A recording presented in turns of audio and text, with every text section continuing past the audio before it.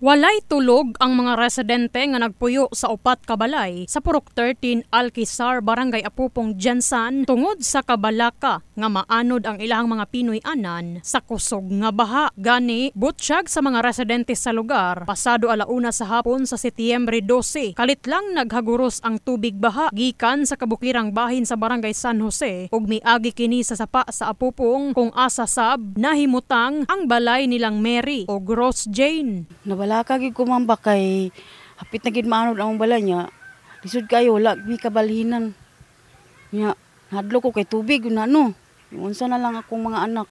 Ito mapaday, dira mapadayon ang dayk ma'am.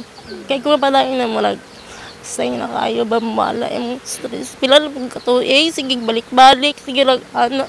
Sige kahugno ang yuta, kulba kayo.